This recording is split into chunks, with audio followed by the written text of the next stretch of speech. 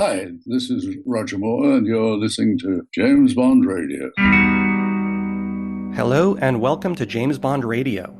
My name is Matthew Chernov, and today it is my great pleasure to welcome a very special guest onto the show. He's the editor and author of a terrific book called The Many Facets of Diamonds Are Forever, and his latest work is titled The World Is Not Enough, a biography of Ian Fleming, and it's just been published in hardcover by Rowman and Littlefield publishers. Now, having read this new biography several months ago, let me assure you this is a major new addition to James Bond scholarship, and it belongs on the shelf of every JBR listener. So with that said, it is my honor to welcome author Oliver Buckton to the show. Who are you? My name's Bond. James Bond. Bond. James. Bond, what do you think you're doing? Keeping the British end up, sir. Welcome to James Bond Radio. News, reviews, and discussion of all things 007. Lucy. As you can see, I have no problem with female authority. Oh, pipe down, 007. Do you expect me to talk? No, Mr. Bond, I expect you to die.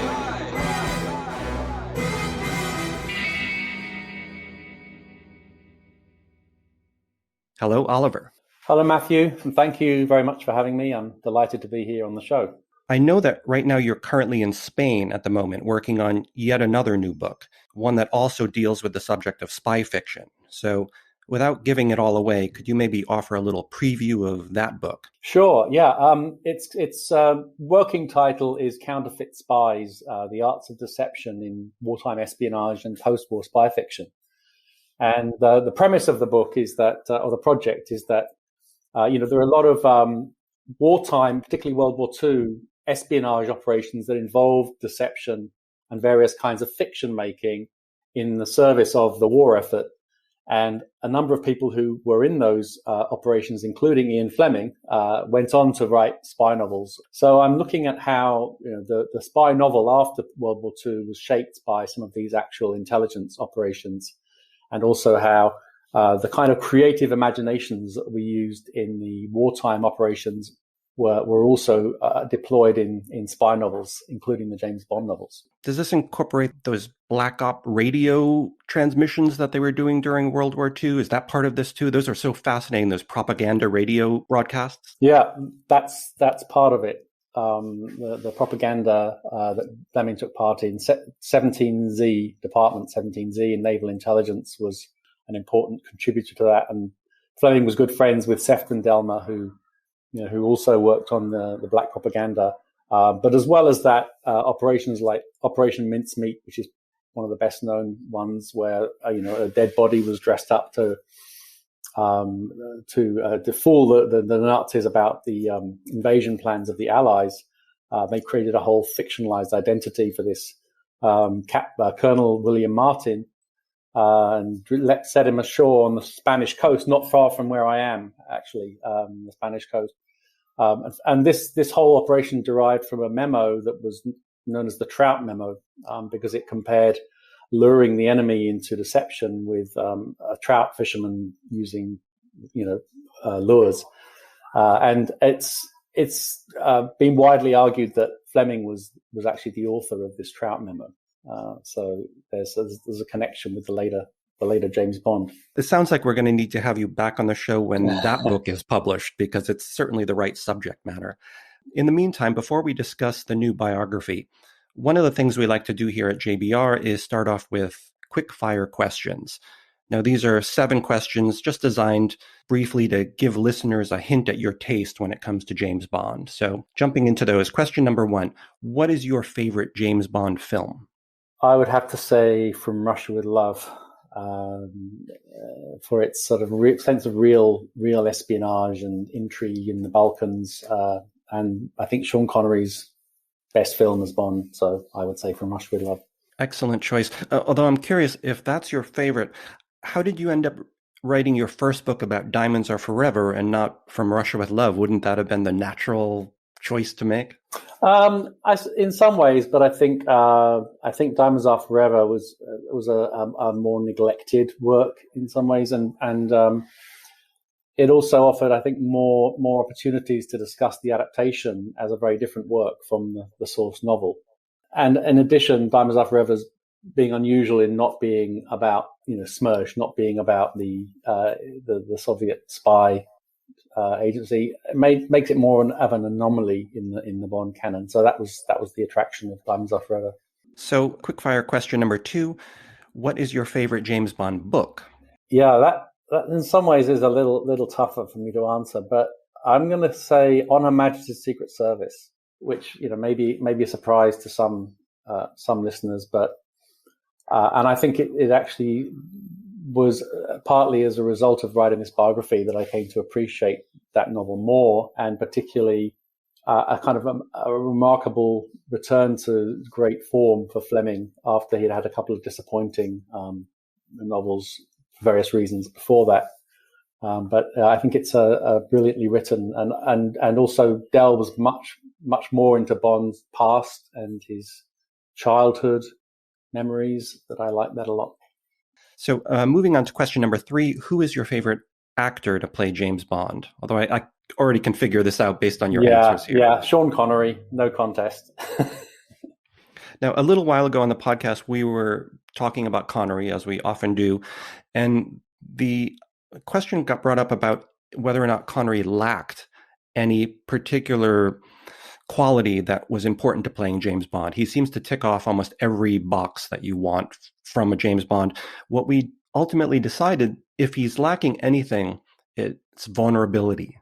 I'm hard-pressed to think of a single moment in the Connery films where he displays any type of either physical or definitely emotional vulnerability. He's sort of an Iceman, and all of the other Bonds brought that to different degrees. And the character in the Fleming novels is quite vulnerable. He's often getting his feelings hurt or heartbroken or is angry at his bosses. So what do you think about that? Is that something that Connery maybe doesn't have? Yeah, I think that's right. I think his interpretation of the role was much more the tough, heroic agent who puts his life at risk and never shies away from trouble. Is, of course, very, very attractive to the various Bond women. But there isn't that emotional, softer emotional side. It's hard to picture him in Majesty's Secret Service, especially in those final moments, or even just like kind of giving his heart to Tracy even before she dies. It's hard to picture Connery doing that. He seems like such a devil-may-care kind of character. Yeah, I think that's a good point. I think that's exactly why they didn't make that film with Sean Connery, and why. But also, I think why, perhaps one of the reasons George Lazenby didn't make a second Bond film was it's hard to really follow that up. I think after You're right. The sort of traumatic ending of that film. So moving on to quickfire question number 4, who is your favorite cinematic Bond girl? Yeah, I'm gonna ask if I can name 2 here. Definitely, we like to give people 2 answers here. Okay, because I think from the earlier period, it would have to be Ursula Andress as Honey Ryder in Dr. No, the first, obviously, and I think very just has all the all the, as you said about Connery, checks all the boxes for Bond girl, not in terms of physical beauty, but in terms of her sort of strength, and the character as well. And from the 21st century, it would be Jinx Johnson from Die Another Day. Wow, that is not an answer we hear very, very often on the show. That's great. I love it. Yeah. I think one thing they have in common is that they're very active, women, very strong. We first see Honey Ryder on the beach with her knife at the ready. She's ready to defend herself and to claim equality. And I see Jinx Johnson as also, she is a CIA agent, right? She is an agent, a counterpart of Bond, rather than simply a beautiful woman. And I think also some of the scenes where she replays the Ursula Andress moments when she emerges from the sea, there's a kind of homage there that I thought connected them. What about literary Bond girls? Do you have a favorite there? Is it still Honey Ryder in the books, or is it somebody else steps up? Yeah, I think Honey Ryder still is one of the most interesting. But I would probably want to include Tracy DiVincenzo in. Not that I didn't like the screen performance by Diana Rigg, but I think the character in the novel is a great advance for Fleming's writing of women. And I think, well, we'll talk a little bit more about where that came from, but I think that literary wise, I would want to include Tracy. I think one of the interesting things about Honey Ryder to me is always that we've seen certain Bond girl tropes repeated over and over again, whether it's the damsel in distress that's turned up a few times, or the super spy, or there's types of Bond girls. But Honey Ryder sort of stands alone. There's no other primal character like that. She's almost like this Tarzan figure in both the movie and the books, he kind of broke the mold with that character. We don't see that type repeated again and again. No. I think there are certain qualities she has in common with someone like Pussy Galore, for example, the infamous gangster from Goldfinger.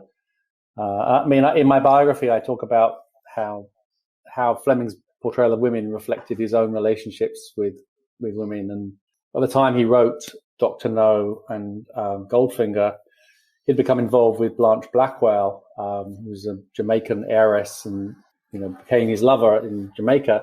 I see her influence as a kind of very active, outdoors, independent, primal, you use the word, sort of lover of nature and that kind of that wild quality I see coming more into the female characters at the time when Fleming was involved with Blanche. Interesting. So, quickfire question number 5. Who is your favorite Bond villain? Yeah, that's such a challenging one. I mean, one thing Fleming said was that the hardest thing about writing the Bond novels was creating new villains, right? Because having created Bond, he had that character, he had that serial character, and he could make a few changes, but it was pretty consistent. But each time he had to come up with a new and memorable and, disturbing villain. I think he did it amazingly well. So it's a tough choice.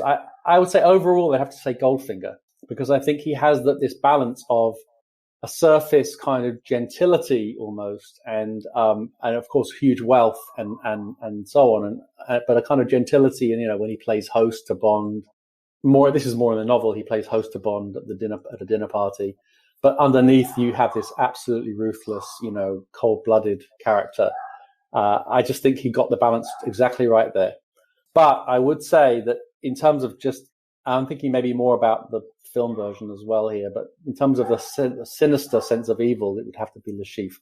Right. And I think particularly in the first Daniel Craig film, the Casino Royale, I think Mads Madison's Le Chiffre is absolutely chills the blood.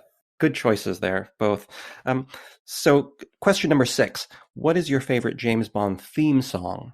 That's an interesting one, because those songs do play a big part in the, in the whole impression of the film, don't they? And the fact that so many great artists have been brought in to make these, and I think no artist would turn it down. Maybe some artist has, but it seems to me it's such a wonderful platform. I would probably have to go with Live and Let Die, Paul McCartney, and Wings, I suppose, the band at the time.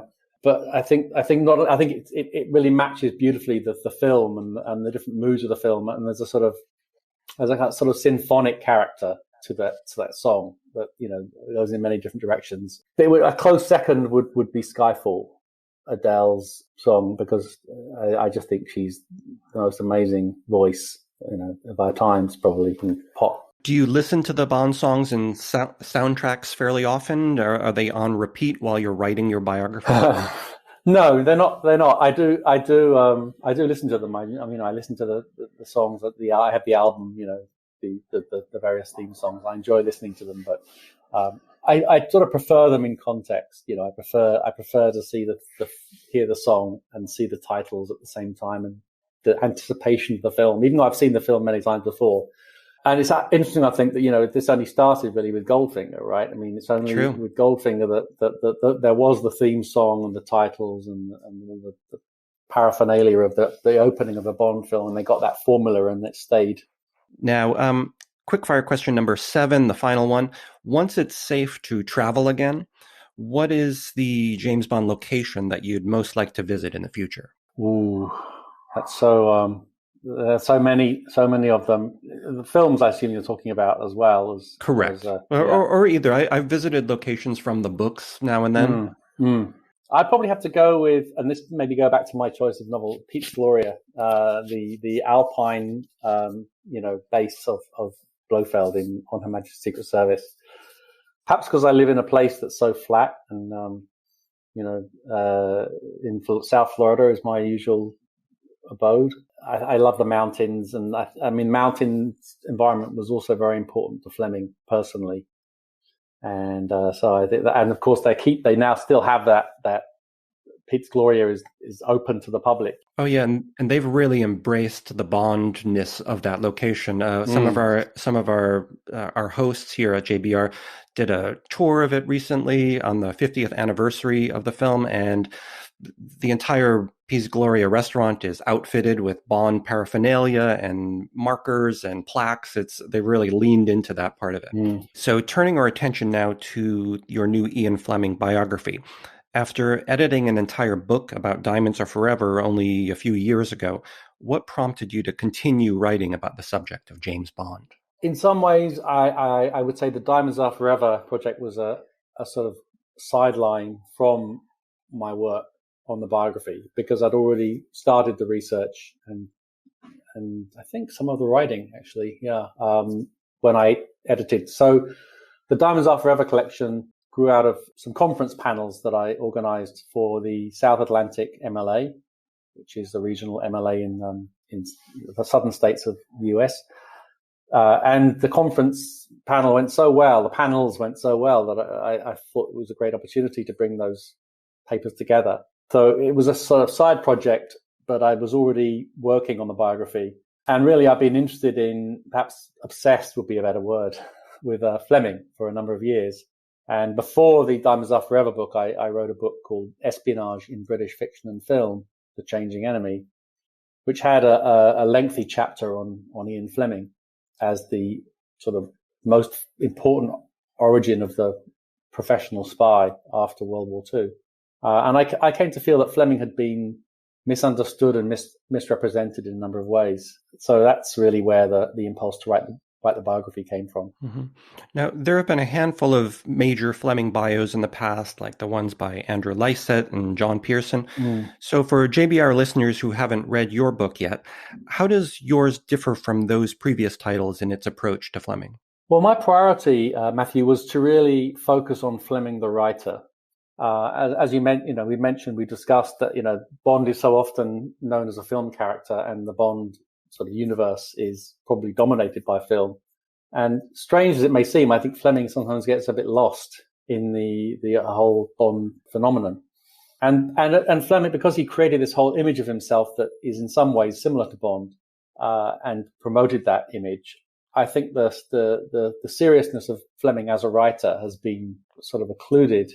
So I wanted to really do more than the previous biographers in exploring the whole process of Fleming's creation of the Bond novels, from his research, his travels, where he accumulated notes and materials, to the writing of the draft in GoldenEye, each winter. But then that was really just the beginning, and then the whole development of the revision of the typescript, and working with the publisher on the book covers. The whole operation is more complex than I think the previous biographers had really gone into. So that was one difference. I felt also that perhaps some of the non-fiction hadn't received enough attention, and so I made it a priority to write about books like Thrilling Cities, his travelogue of the major cities of the world he wrote for the Sunday Times. The Diamond Smugglers, which I write about in relation to Diamonds Are Forever, which have some curious overlaps between them, although one's a novel and one's non-fiction.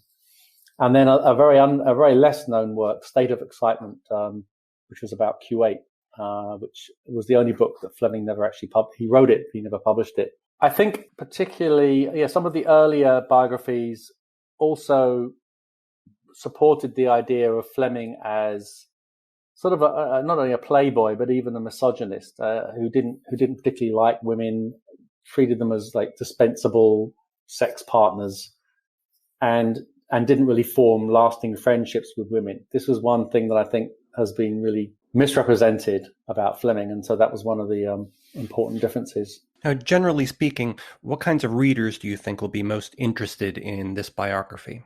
Well, people, admirers of Ian Fleming, of course, whether or not they've read previous biographies, I think this will be of great interest. Readers of the Bond novels, and I do discuss the films in some depth. So, viewers of the Bond films.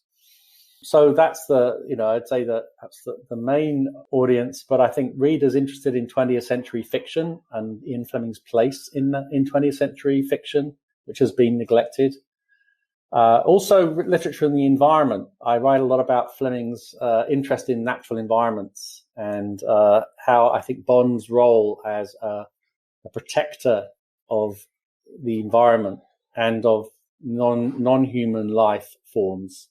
I particularly talk about birds, but more generally, the natural world, I think, is there's an environmental theme that's not been explored before in as much depth. Also, those readers who are interested in World War II history and intelligence history, I think will find a lot here because I do delve a lot into Fleming's work in naval intelligence and how, despite the fact that the Bond novels seemed in some ways far-fetched, right, and seemed these sort of fantasies, I reconnect them to the actual wartime intelligence that Fleming played a role in. And I think intelligence historians, military historians will also find the book interesting. So what type of research went into this book? Did you comb archives? Did you have to pull out papers that Fleming had written? What went into that portion of the work? Yeah, there was a lot of research, different types of research. I mean, primarily, initially, a sort of close reading or really rereading of all Fleming's works, fiction and non-fiction. Even though I'd read them all before, I went over them all again very, very carefully, as well as the major secondary works of biographies. There's been a lot more recently published on Fleming and Bond in terms of critical, work. And then the archives were essential. Going through the archives, I would mention two in particular: the Lilly Library at the Bloomington campus of Indiana University, which has the Ian Fleming papers. It has most of the manuscripts of Fleming's books. And, you can actually go in and look at how Fleming, not just how he composed them, but how he revised them. And this is one of the key sources for my argument that Fleming was a much more careful and craftsman, a much more serious writer than he's often given credit for, because the manuscripts provide this evidence of how much he revised and expanded on, the novels. So they also have the notes of interviews conducted by John Pearson, who wrote the first Fleming biography, and was a colleague of Fleming's at the Sunday Times. So there's a huge amount of material there in the Lilly Library. And so I made a couple of trips there, one more extended trip. And then in the UK, the Jonathan Cape archive at the University of Reading is a real treasure trove of material about Fleming's publication, his relationship with the publisher, his relationships with readers, his involvement in the promotion and publication of the novels. So those archives were really essential. And I made several trips there.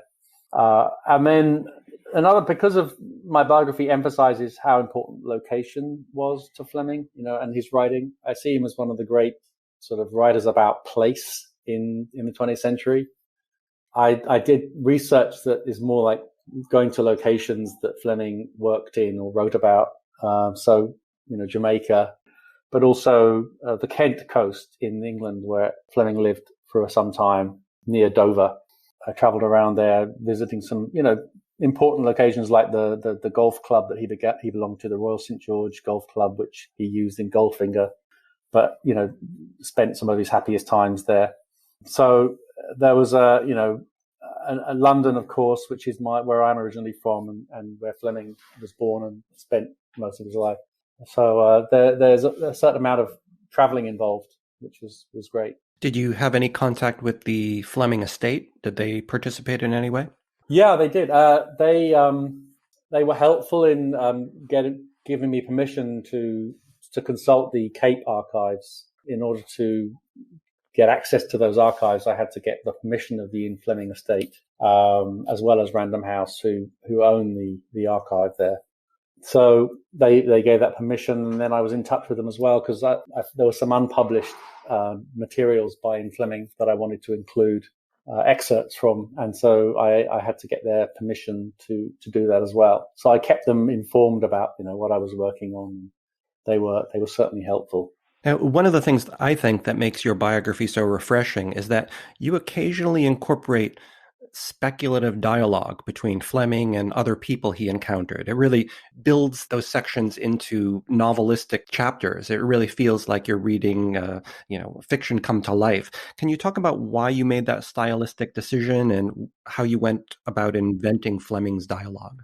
That was something that has often intrigued me about biographies that I've read in the past. I've loved reading biographies for a long time, and I've sometimes wondered about, the things that weren't recorded, the things that weren't on the historical record, right? The conversations, meetings that took place or that probably took place, but there's no actual record of them. So there are certain gaps, and there are various ways to fill those gaps, through just sort of speculating about what might have happened. But I thought, particularly as I was writing a biography of a fiction writer, that it would be interesting to sort of imagine, the discussions that might have happened between people like Fleming and Godfrey, Admiral John Godfrey, when he hired him to be his assistant, for naval intelligence. And we know they had a meeting. We know where the meeting was. We know some of the basic facts about it, but we don't know exactly what was said. But I felt it was important to create a sense of the connection between those two because it was so formative for Fleming.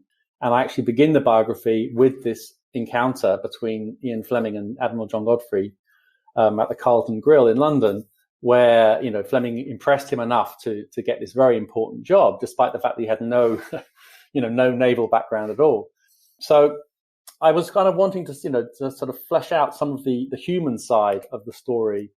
And in terms of, the voice, I'd got a sense of Fleming's voice from reading so many of his letters, his voice comes through very clearly in those letters to readers, to friends, to his wife, Anne, and some interviews that I'd seen as well, recorded interviews. So I had a pretty strong feeling about Fleming's voice and how he spoke. And I wanted to use that, I wanted to make that part of the story.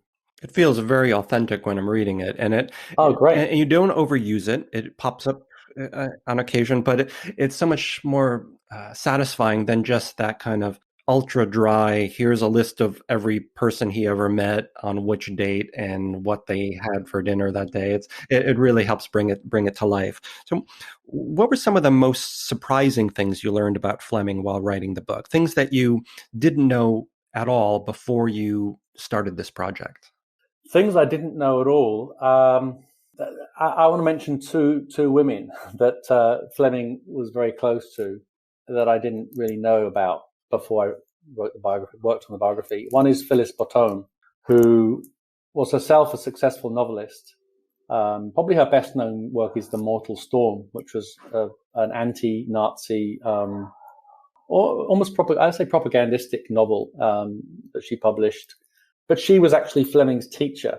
So when he left England and went to Kitzbühel in Austria, he studied with Phyllis Bottom and her husband, Ernan Forbes Dennis, at Tennerhof, which was a small sort of private school that they ran for sort of challenging, difficult young men, mainly. But she had a huge influence on him. She encouraged him to write. He recalled that he'd written his first short story at her suggestion. And it showed him that you could be successful as a novelist. It gave him that idea. So the importance of her, I think, was something I hadn't realized. And then another woman that I didn't know about was Maud Russell before I started working on the biography, who owned a stately home in Hampshire called Modisfont. And she was a close friend that he confided to about his work in naval intelligence. So she was a very important confidant to Fleming during the war. And also her home with Gilbert Russell, her husband, was a real escape or an oasis of a cultural oasis for Ian Fleming. She also actually gave him the money that he needed to buy Goldeneye. So this was a whole nother aspect to the Bond story, right? Because I think without that Jamaican home, it's unlikely that he would have, had the sort of the vacuum, as he put it, the vacuum from normal life to write these Bond novels and finally, write what he wanted to call the spy story to end all spy stories. Without that gift of Maud Russell's, I really wonder whether Bond would have actually happened, would have actually been born. So those were some really interesting, and his close friendship with Maud also showed me another side to his relationships with women. That she was not simply a sex partner; she was a very, very close friend.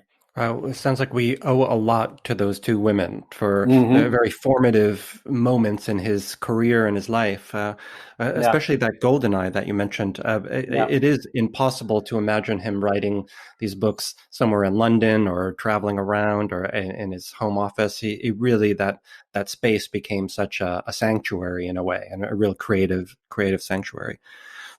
What would you say are some of the most, biggest popular misconceptions about Ian Fleming? Oh, well, there are quite a few. From the idea that he didn't take writing very seriously. It was just a kind of something he did for a hobby almost, while he was on holiday. He liked to describe himself as just cranking out these books, without really looking at them closely again. And he helped to create that misconception, I think, of that he was not a serious, careful writer, and that's something I try to rectify that. And then I think the misconception of Fleming as this sort of very selfish, misogynistic playboy has been reinforced by some of the biographies and also some of the TV films about Fleming's life that put him in this light as someone who's unfeeling and selfish in relation to women.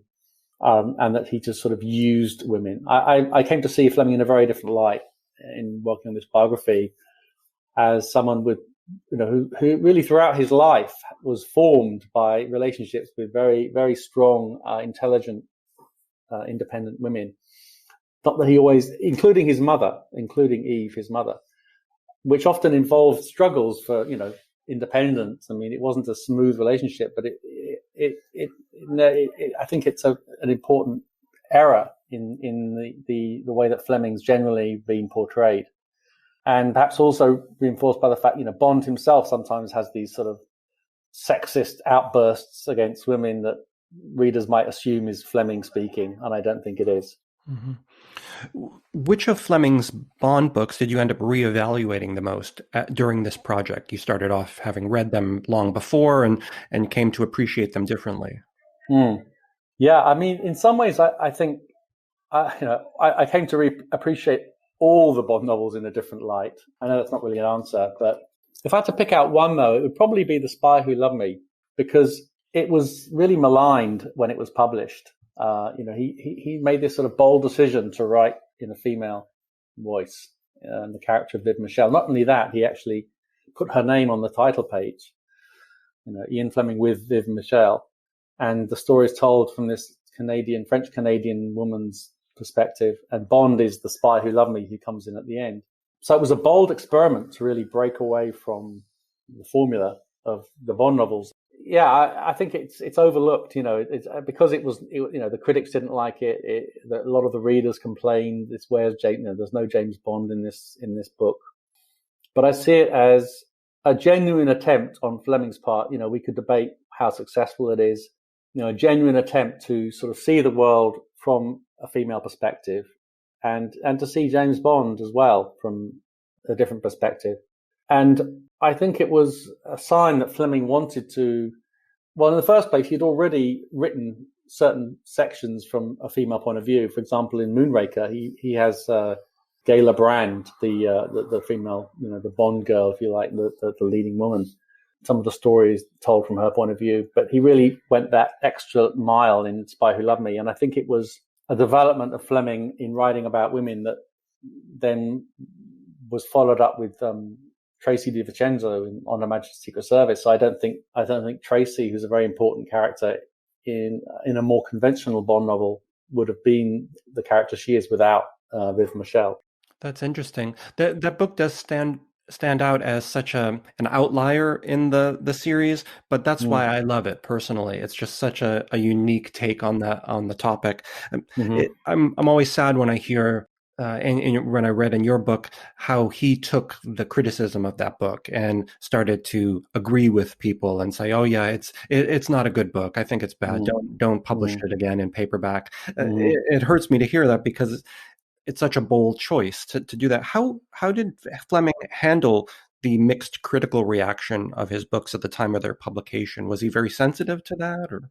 He was. Yeah, he was. And I think Fleming was a complex writer in a number. I mean, of course, all writers or most writers, like praise, enjoy praise, and maybe not so much enjoy harsh criticism. But in Fleming's case, I think he had a complex attitude because he knew, he was writing a popular genre of fiction. He was writing spy fiction. He didn't have pretensions to be, a sort of a highbrow, modernist, avant-garde writer.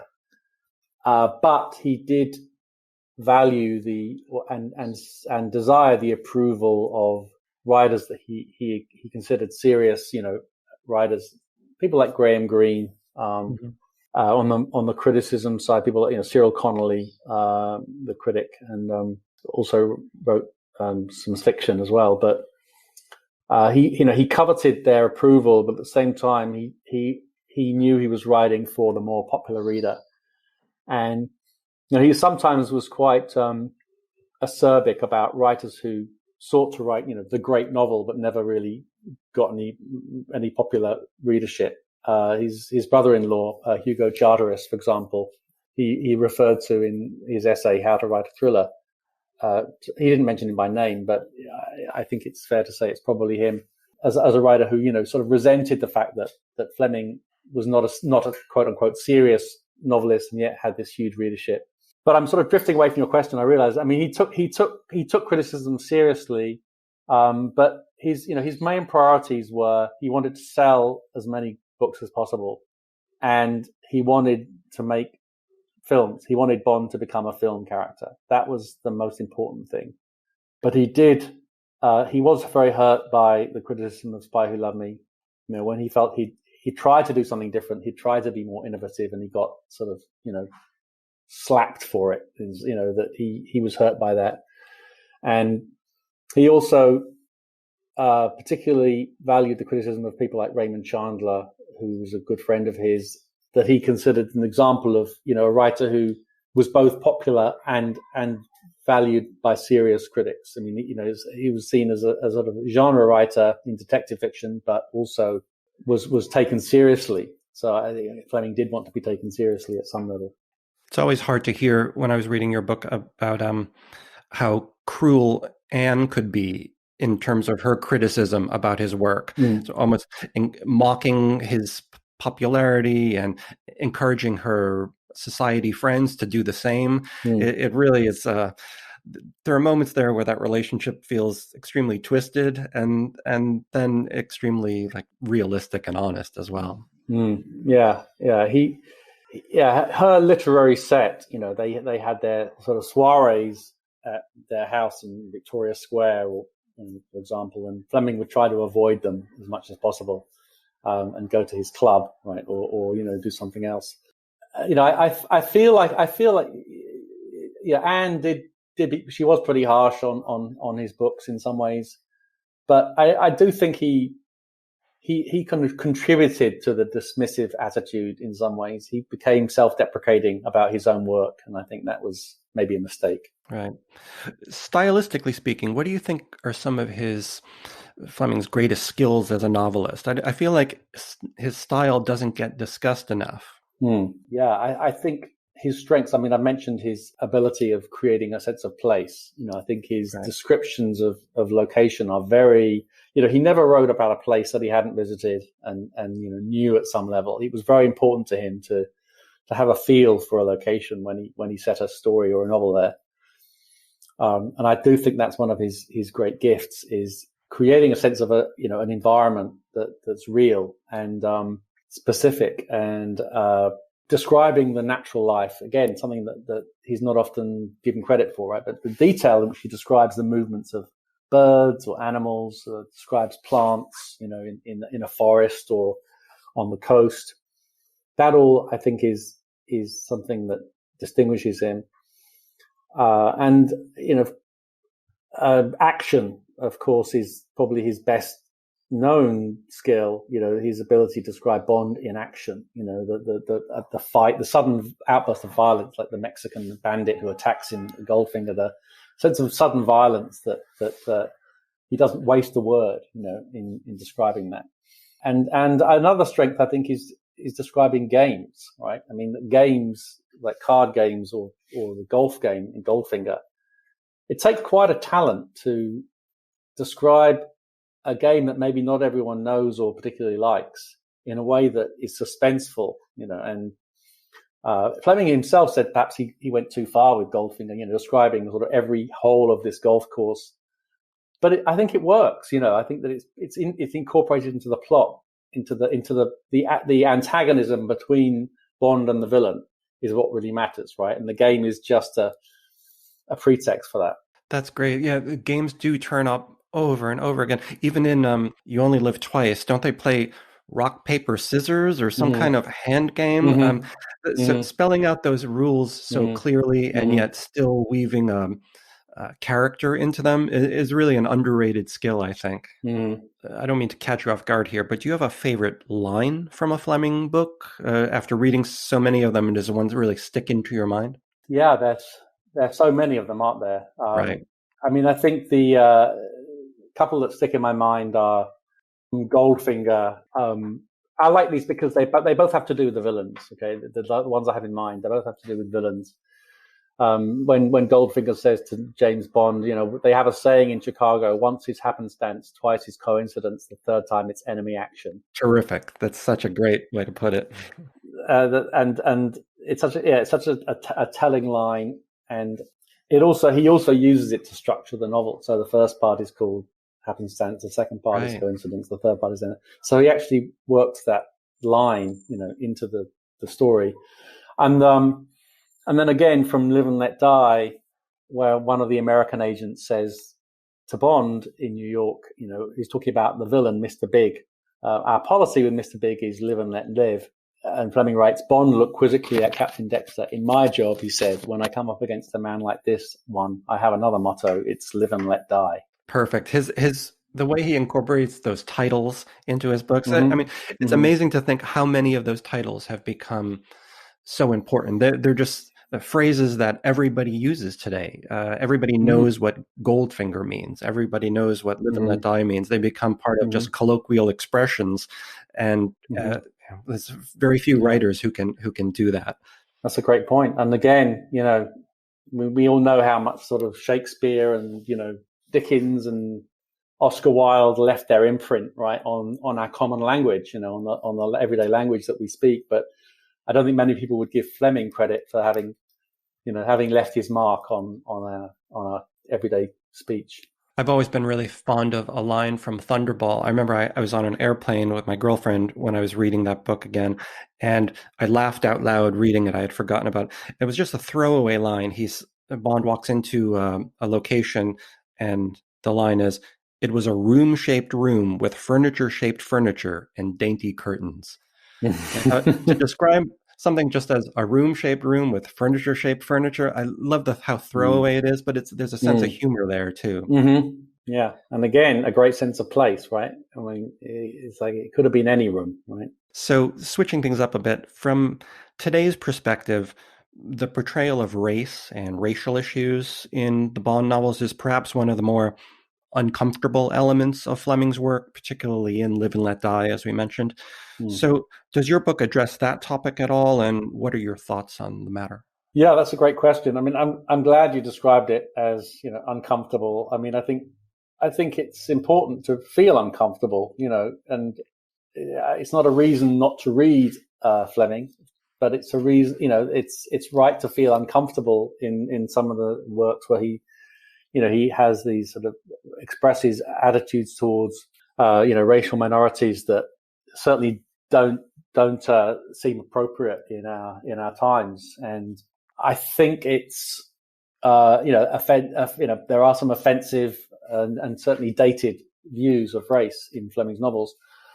In terms of the biography, I would say that Fleming's views of race, his representation of race, is not the main focus of the book.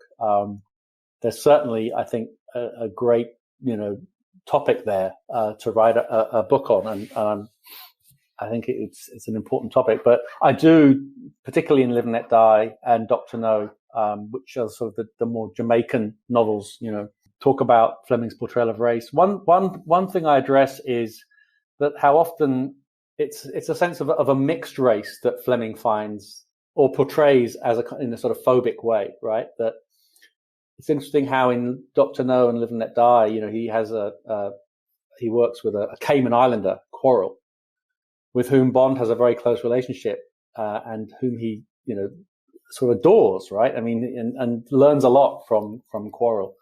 But on the other hand, they're sort of the mixed race characters that he calls Chigros in Dr. No, which is a term that, Fleming invented, basically. I mean, this is a sort of his own term for a mix of Chinese and, Jamaican blood, so to speak, which is very disturbing, right? I mean, to show that the sort of Chinese German villain, Dr. No, whose henchmen are Chinese black characters who are kind of as though they're innately villainous because of this sort of mix. And so I talk about how, for Fleming, he uses this idea of a kind of mixed race to demonize certain characters and villains in a way that, is troubling.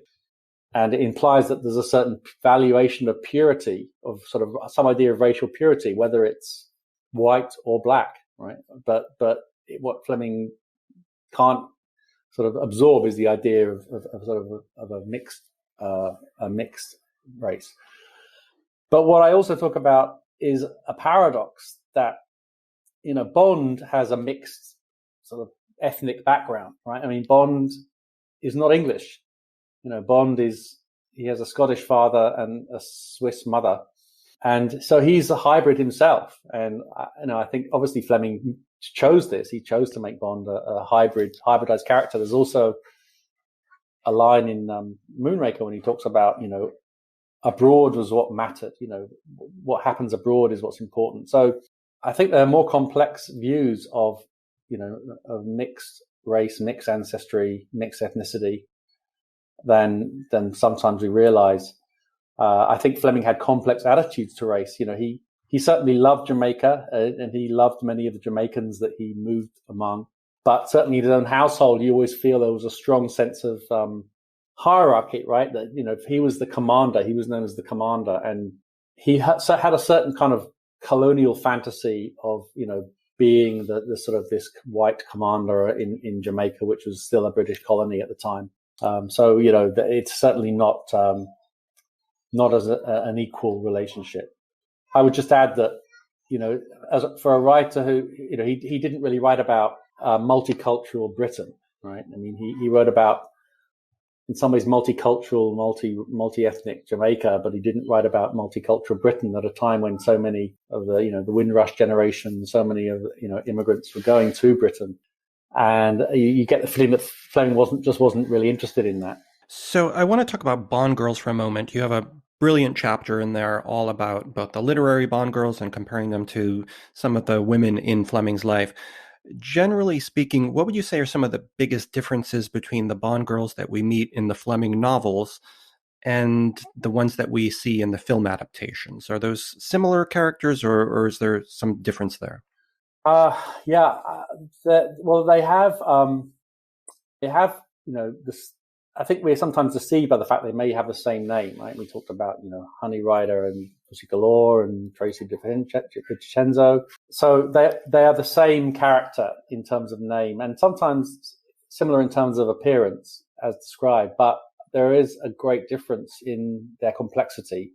And that chapter I used the term Sort of Fleming's women, Bond's girls. I use that to sort of make a distinction that I think the image of the Bond girl from the films primarily, although even the films that were based on the novels, the image of the Bond girl is rather superficial, right? That she's beautiful, sexy, maybe mysterious in some way, but it's often rather two-dimensional. So there's a sort of maybe a contradiction in what I'm trying to do. On the one hand, I'm saying the female characters in Fleming's novels derived from women that he knew in his life and had relationships with. So I talk about, for example, how Tracy DiVincenzo goes back to a lover he had during World War II called Muriel Wright, or Moo Wright, who also died very, very tragically and suddenly in an air raid in London. And Fleming was, having treated her rather cavalierly, perhaps, was devastated when she was killed, and was haunted by this idea of this sort of vibrant, very athletic, beautiful woman who adored him, who was suddenly killed. And I see that as coming back in Tracy, who dies tragically at the end. So there's a link between the women in the novels and the women that Fleming knew and loved in his life. There's also a link between the women in the novels and the Bond girls of the films. But I think the films have really sort of pared down, simplified the characters that Fleming wrote, who I see as more complex, more equal to Bond, sometimes smarter than Bond, and he may not listen to them, but they have a lot of important things to say. How would you compare Fleming the novelist to Fleming the short story writer? I'm a huge fan of his short stories. I think they're so different than the novels. So what do you think about, does he excel at one style over the other, or? I think he's really good at both of them. Obviously the novels are better known. Interestingly, some of the films did find their way into some of the short stories did find their way into the films. The Living Daylights was a short story that became the first Timothy Dalton film, and part of that short story was used, but then they added a whole other section for Your Eyes Only as well, derived from. So the films could draw on the short stories as well as the novels. I think the short stories gave him a kind of sense of like a vignette, a particular scene that struck his imagination, or a particular relationship that he just wanted to explore. They always seem a little bit more experimental to me. Quantum of Solace is such an unusual novel, or such an unusual short story, I should say. Same thing with, several, even Octopussy is a really strange little story. It could exist without Bond at all. So I feel like he was trying different things with those short stories than he did with the novels. Am I correct in that, or do you think there's something to that? No, I think there is something to that. I think it did give him a certain amount of creative freedom, not to have to follow the formula of the Bond novel, the very plot-driven, Bond versus the villain. There's been various work on the Bond formula, right, that the novels go through these various moves and various sort of stages. The short stories don't have to do that. And yeah, he could be more experimental. I mean, Quantum of Solace is a great example, because I think he was trying to write sort of in more in the manner of his friend Somerset Maugham. He wanted to write this sort of story of a tragic relationship that went terribly wrong in a sort of an exotic setting, of course. But and Bond is really more of a listener than anything. He's not really that involved. Another one I like is The Living Daylights, because I think it shows, again, Fleming's sense of place, right? He can really evoke the sense of this Cold War Berlin, which is interesting that, given Berlin's importance in the Cold War, I think it's interesting that Fleming never set a novel in Berlin, but he did set The Living Daylights there when Bond has to sort of assassinate, or is supposed to assassinate a Soviet, sniper who turns out, of course, to be a beautiful woman, Trigger. But I like that story more for the evocation of Berlin, which Bond doesn't particularly like. Right, he says he found it a very depressing city, and I think that may be why he didn't want to set a novel there, right? Because it's kind of bleak and depressing. But for a short story, it's great, very atmospheric. You're right. It really does capture that very briefly in such a such an economical way, it brings that location to life. He's able to do that. The Hildebrandt rarity is another one that has that experimental feel to it. Another one about basically a bad relationship. Was he working stuff out here that was going on back at the home? I know you mentioned some echoes of lines in Quantum, the short story, that seemed very similar to messages he would send to Anne in correspondence back and forth. Is there something? Yeah, I think that's right. I think maybe they're more personal to him and ways to work out some troubles. His relationship with Anne was a very troubled one. I write about it at some length in the biography, that it was a sort of fatal attraction almost, because, they were so different. Fleming's whole view of life was so different to Anne's. The things he liked doing, the things he valued, and he was fascinated by her, and sort of, I think, desired this sort of beautifully aristocratic and remote. Of course, she was married to someone else when he met her, which may have been something that also attracted Fleming, but. It was a very difficult marriage, and she really did not like Jamaica after a certain point, which was his bolt hole, really, where he went to, as we've said, he needed Jamaica to write the Bond novels. Her disdain for the Bond novels also, became, hard for him to take. So I think he did use the short stories and, Quantum of Solace as an example that the sort of tormented nature of their marriage, that they couldn't live together and couldn't live apart. One of the curious things about Ian Fleming is that he went out of his way to respond to readers who wrote him questions about his book, which is hard to imagine today. So what made him do that, do you think?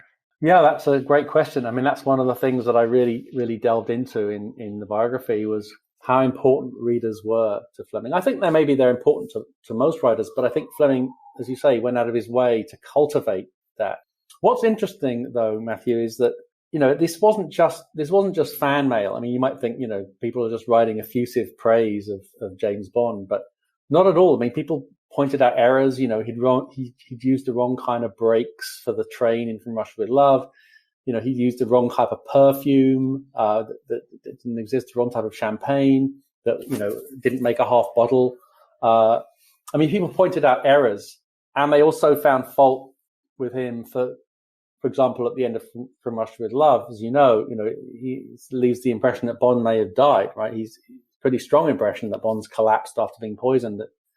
And readers were appalled. You can't just kill off our hero like this. So he liked to provoke readers. I think he liked to provoke them, and he wanted these reactions. He wasn't offended when people wrote. He wrote to them at amazing length, reading his letters. These weren't pro forma, thanks for your letter, I'm glad you like the book. These were really engaged, personal responses, which shows you that he loved this connection. And I think, as we know, being a writer can be very solitary, and writing the novels was quite solitary in Jamaica. So I think the connection with readers really nourished him and stimulated him. And he also was a sort of a magpie in terms of always wanting new information. So when somebody pointed out something or provided, like Geoffrey Boothroyd, who wrote to him criticizing Bond's use of the Beretta, right, which he said is really a lady's gun, not really a man's gun, and Fleming then recruited him to advise throughout the whole Bond novel. The Bond novel was about firearms. He really liked expertise in whatever form it took, and used it.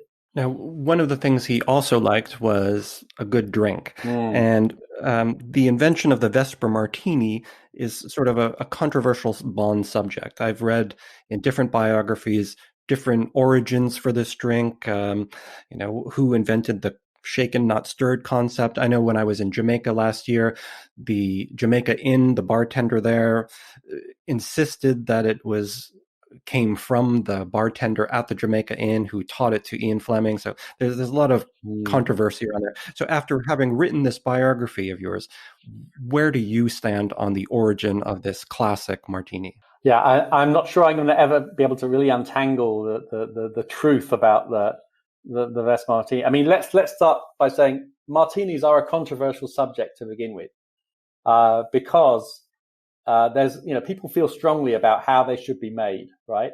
So there's some people who say a martini is not a martini. Okay, it has to be made with gin. Some people say, you have to use a certain proportion of vermouth versus the gin, that you should never shake a gin martini because it bruises the gin. I mean, there's a lot of things. I just want to give an example. Fleming wrote a column called Atticus for the Sunday Times. And he liked to kind of end his column. They were sort of gossip columns, but for an intelligent gossip column. But he liked to end them with a joke. And one of the jokes he made related to this shaken, not stirred idea. He ended his column with a new recruit to the Canadian Mounties who was sent into the wilds, and his commanding officer, before he went out, gave him a miniature cocktail shaker and 2 small bottles, 1 gin and 1 vermouth. And the Mountie says, "What am I supposed to do with this? I don't drink." And the CO said, "Well, in case you get lost, you should take these." And he says, I don't understand. How are these going to help me? He says, "If you think you're lost, empty those bottles into the shaker, put in some hunks of ice and shake vigorously. Before you've shaken very long, somebody's bound to appear out of the blue and say, 'That's not the way to make a martini.'" Yeah, that about sums it up, I think. Yeah, but I do have a couple of things to add on that. Because the apparently, and this is according to his old friend Ivor Bryce, who was a very important figure in his life, and was the first person who took Ian Fleming to Jamaica. So we can thank him for that. That Ivor Bryce introduced Fleming to Jamaica. But according to Bryce, Fleming got the idea of the name for the cocktail from an old couple that he visited in the hills of Jamaica. And during this visit to this couple, a butler appeared out of the house and said, "Time for Vespers, sir." And he was talking about evening cocktails. So the name, interestingly, was connected to the cocktail before he thought of it for the character, the heroine of Casino Royale, or the heroine, I guess, the lead female character, who Bond names the cocktail for. Fleming, I think, wanted to invent something distinctive for Bond. I mean, he himself drank a lot of gin, too much, and then switched to vodka. But he wanted to introduce something distinctive into the Bond drink. So he says he invented this cocktail with gin and vodka, right? Because the Vesper Martini has 3 parts gin, 1 part Russian vodka, and I think 1 part or maybe half a part Kino Lillet. So it was a very unusual, distinctive cocktail. And he wrote about it when he wrote a letter to the Manchester Guardian, who had published a sort of attack on James Bond and the cult of luxury for its own sake, basically saying Bond is sort of, ostentatiously pretentious, hedonist. And Fleming says, I had to give something to make him distinctive. And he said, in his letter, he said, I abhor wine and foosmanship. But he gave Bond distinctive cigarettes, and he writes, he wrote to the Manchester Guardian, "I proceeded to invent a cocktail for Bond, which I sampled several months later and found unpalatable." So it doesn't sound like it doesn't sound like Fleming really enjoyed the Vesper Martini. It's hard to know what it would have tasted like because, unfortunately, Kino Lillet is no longer manufactured. So modern bartenders would use Lillet Blanc, which lacks some of the bitterness of the original Kino Lillet.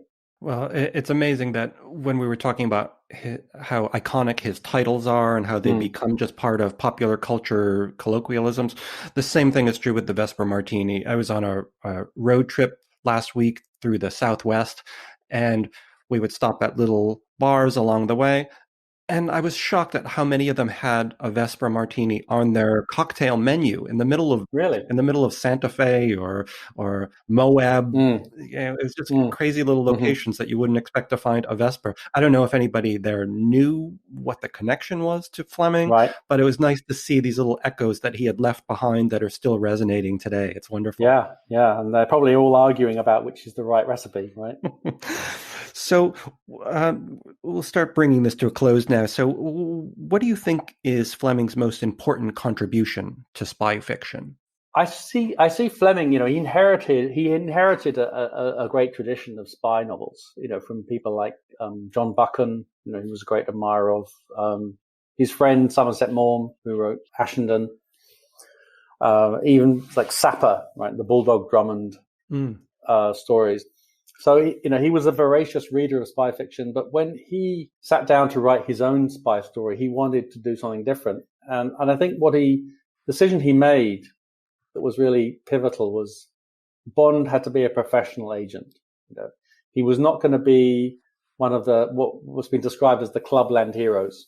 That is, the gentlemen amateurs who just stumble into a plot of international intrigue and save the country or save the country from invasion or ruin. He wanted his agent to be patriotic, certainly, but to be a professional agent first and foremost, with training with the license to kill that's become so legendary, right? That license implies the official state authorization, and that's very much Bond's hallmark. So making the agent a professional and also bringing a sense of heroism to the spy. It's interesting that in early spy novels, spy was almost a dirty word, right? So you would not use the word spy for an English hero. You would call him an agent or something. Spy was kind of what the enemy did.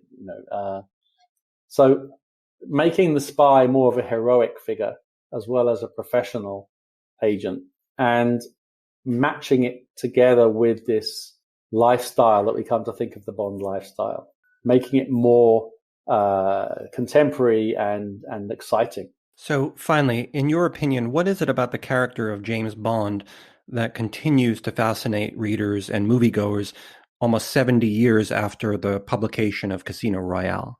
Yeah, it's really extraordinary, isn't it? The longevity of James Bond. I think it's hard to separate it from his Britishness.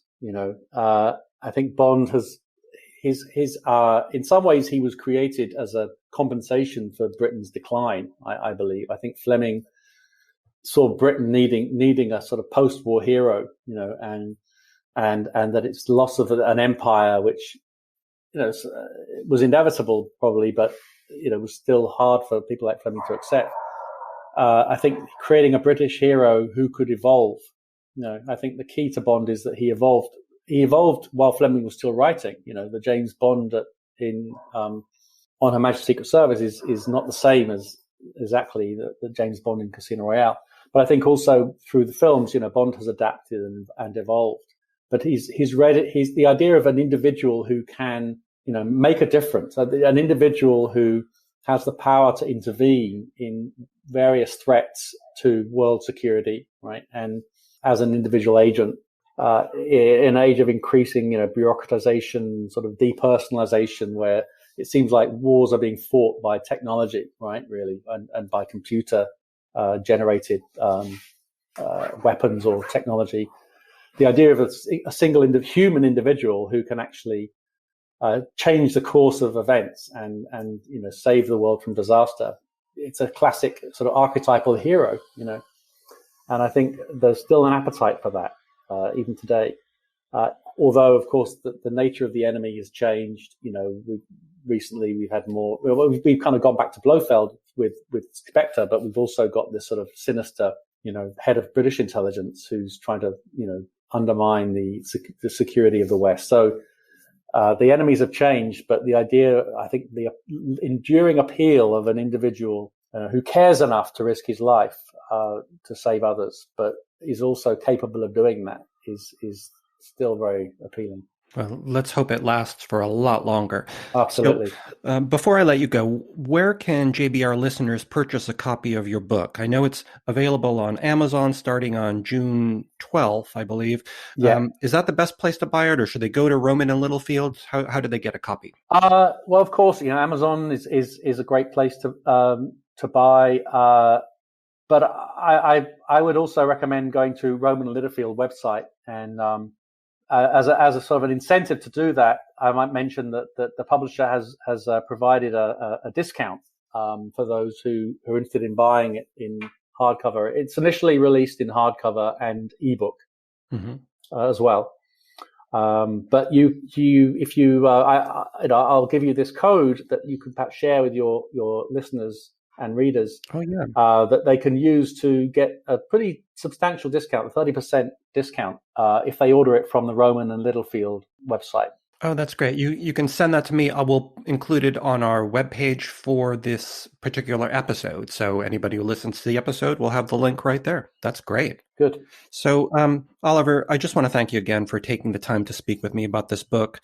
It's really just a wonderful contribution to Bond scholarship, to Fleming scholarship. It's a great read, a really brisk read that really takes you inside the mind of Fleming, how these characters and scenes were created. It's really a wonderful book. Thank you, Matthew. I'm delighted to hear that, because I really wanted to learn from Fleming about how to write a narrative that wants you to keep reading. So I hope I've succeeded.